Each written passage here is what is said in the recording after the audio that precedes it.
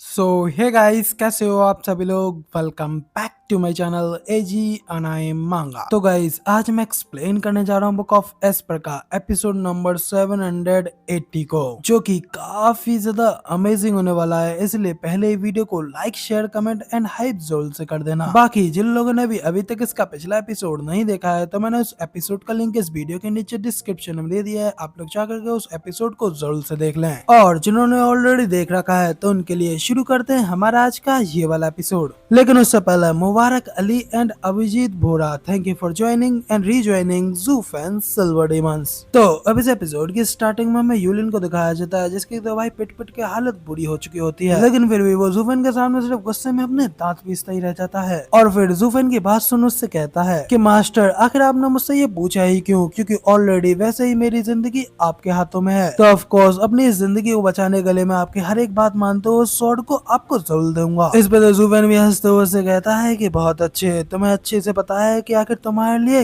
क्या अच्छा है। ये जान करके अब मुझे थोड़ी राहत मिली है, क्योंकि मैं तुम्हें एक बहुत ही ज्यादा इम्पोर्टेंट टास्क देने जा रहा हूँ। जिस पर यूलिन तो हैरान होते हुए उससे कहता है कि क्या, आखिर किस तरीके का इम्पोर्टेंट टास्क। तो जूफेन उससे कहता है कि अभी उसे बताने का समय नहीं आया है, इसलिए जब समय आएगा तो ये ओल्ड मैन तुमसे कांटेक्ट करने के लिए फिर से आ जाएगा। जब तक तुम्हें सैंगोन क्लैन के अंदर किसी को भी अपने ऊपर शक नहीं होने देना है। बस सैंगोन क्लैन के अंदर तुम पहले जैसे रहते थे वैसे ही अपना पार्ट निभाना है, और इस सारी घटना के बारे में उन्हें जरा भी खबर न मिले। तो अब जैसे ही मैं यहाँ पर तैयार हो जाऊंगा तो तभी तुम्हें सूचित कर दूंगा। ये तुम्हारी ओर से अपने मास्टर की भलाई के लिए एक ग्लोरियस अचीवमेंट है। जिस पर अब यूलिन के पास में तो जूफेन की बात मानने के अलावा और कोई चारा नहीं होता, इसलिए वो उसे ग्रीट करते हुए कहता है कि जी मास्टर, जैसा आपने कहा मैं बिल्कुल वैसा ही करूंगा। वहीं पर उसकी इस बात पर जब आगे से कोई जवाब नहीं आता तो वो अपने आगे खोल करके इधर उधर देखता है और खड़े होकर के अपने मास्टर को आवाज लगाते हुए कहता है कि मास्टर मास्टर, आखिर आप कहाँ हैं, क्या आप अभी भी यहाँ पे हैं? लेकिन जब सामने से कोई आवाज नहीं आती है तो तब जाकर के यूलिन को थोड़ी राहत मिलती है, और वो अपने सीने पे हाथ रखते हुए कहता है कि डैम इट, क्या वो सही में यहाँ से चला गया है या नहीं। वाकई में मुझे नहीं बताया कि आज मैं किस तरीके का बैड लक लेकर के उठा था, क्योंकि आज मैं यहाँ इस डीमन के हाथों आकर के फंस गया। एक ऐसी सिचुएशन जहाँ मुझे बिना पता चले ही गद्दार बना दिया गया, और किसी पागल से डीमन ने मुझे यहाँ पर अपना हॉस्टेज बना लिया है। मैं तो बस यहाँ पर अपने उस लवर राइवल को खत्म करने के लिए आया था, तो फिर आखिर अनजाने में ही मैं किसी के हाथ की कठपुतली कैसे बन गया। वहीं पे इतना कहते ही फिर वो वापस जूफेन के घर अपने क्लैन के लोगों से मिलने के लिए जाने लगता है। जबकि उसे वहाँ से जाता हुआ देख जूफेन भी अपने मन में कहता है कि आखिरकार अब मेरे हाथों में एक एक्टिव चेस का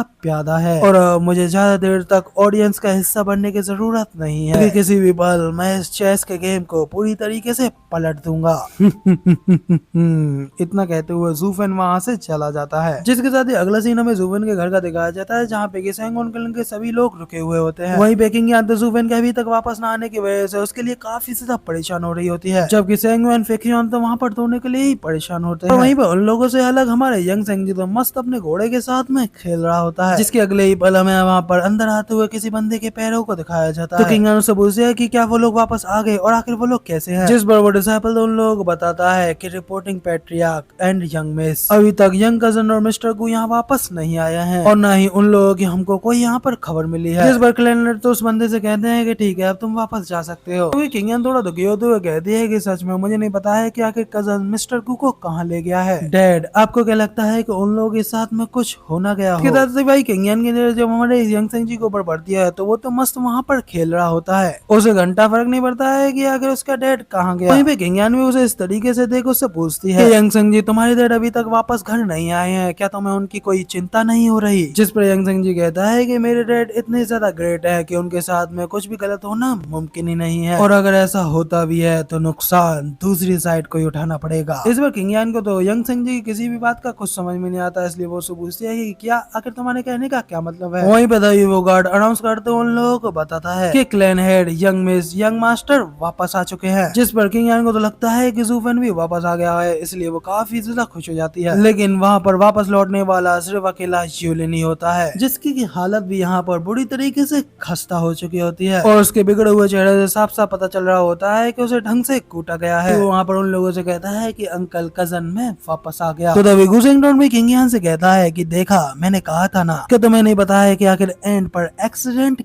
किसके साथ होगा। वहीं पे यूलिन के इस तरीके से बिगड़े हुए चेहरे को देख करके तो को एक पल के लिए समझ में नहीं आता है कि आखिर वो कौन है, इसलिए वो उससे पूछती है कि क्या तुम मेरे कजन यूलिन हो। वहाँ पर यूलिन को अंदर लाने वाला गार्ड भी उन लोगों को बताता है कि क्लैन हेड ये वाकई में हमारे यंग मास्टर ही हैं। ये अभी अभी वापस आए हैं और एक बार के लिए देख करके तो हम लोगों को भी पता नहीं चला कि आखिर ये कौन है, लेकिन फिर इनके ऑरा को पहचान करके हम लोग जान गए कि ये हमारे यंग मास्टर ही है। तो वहीं पे फिर क्लैन हेड यूलिन से पूछते हैं कि आखिर तुम्हारे साथ में ये क्या हुआ, आखिर तुम इस तरीके से कैसे दिख रहे हो। किंग दूसरी दोस्त से पूछते हैं कि आखिर सरगू के बारे में क्या, आखिर वो कहाँ है, वो यहाँ पर तुम्हारे साथ में गए थे तो फिर आखिर वो वापस क्यों नहीं आए। भाई किंग यान की इस बात पे तो लौंडे का दिल ही टूट जाता है और फिर वो अपने दर्द भरे सीने को संभालते हुए अपने मन में कहता है कजन यहाँ पर मैं तुम्हारा असली कजन हूँ और तुम मेरी परवाह नहीं कर रही। यहाँ पर तुम मुझसे मेरे हालचाल पूछने की जगह पर किसी और के लिए परेशान हो रही हो। सच में मैं यहाँ पर तुम्हारे लिए इतना ज्यादा महत्वहीन हूँ। किंग यान तो फिर से उसे पूछती है कि कजन मुझे सच से बताओ कि आखिर सरगू कहाँ पे है। मैंने तुमसे कहा था कि उनके ऊपर अच्छे से ध्यान रखना और उन्हें वापस ठीक ठाक लेकर के आना, तो फिर आखिर तुम यहाँ पर अकेले ठीक ठाक वापस कैसे आए जबकि वो यहाँ पर मिसिंग है। जिस पर तो भाई यूलिन शौक में रह जाता है और अपने मन में कहता है कि क्या मैं तुम्हें यहाँ पर बिल्कुल ठीक ठाक दिख रहा हूँ कजन, क्या सच में मैं तुम्हें जरा भी ठीक ठाक दिख रहा हूँ। ये सुनकर के तो मेरे दिल में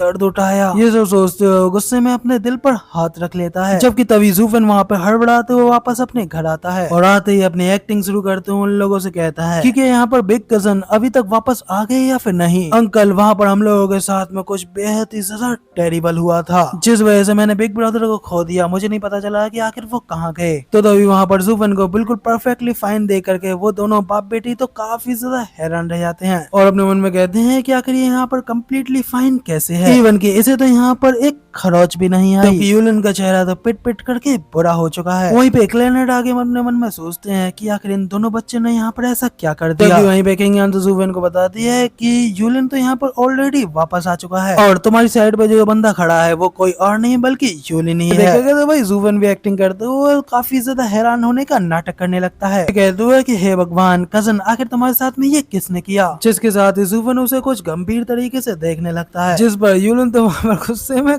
कांपने लगता है। जूफन वहाँ पर उसका मजाक उड़ाते हुए कहता है कि हालांकि इस बंदे की अपीयरेंस में थोड़ा सा तो डिफरेंस है, लेकिन अभी तक सभी लोग हमारे बड़े भाई की वीरता, सक्षमता और उनके हैंडसम फिगर को कुछ हद तक याद रख सकते हैं। तो कजन क्या वाकई में हमारे बिग कजन ही है। तो जूफन की बात सुनकर तो भाई यूलिन अपनी हंसी को नहीं रोक पाती और वहाँ पर अपने मुंह को हाथों से छुपाते हुए हंसने लगती है, जिस पर उसके फादर उसे कहते हैं कि यूएर इस तरीके से हंसना बंद करो। जिसके बाद फिर क्लैनेट उन लोगों से पूछने लगते हैं कि आखिर तुम लोगों के साथ में ये कैसे हुआ और आखिर तुम लोग इतने समय से क्या कर रहे थे और इस तरीके से क्यों दिख रहे हो। जिस पर क्लैनेट की ये बात सुनने के बाद में यूलिन तो उनको आगे कुछ नहीं बता पाता, जबकि जूफन को उन्हें जो बताना होता है वो उन्हें बताने लगता है, ये कहते हुए कि अंकल जब मैं और कजन वहाँ पर फ्लैंक क्राउन प्रिंस मैनर के गार्ड्सों की जांच करने के लिए वहाँ पर गए थे तो तब हमारे साथ में कुछ ऐसा सब हुआ।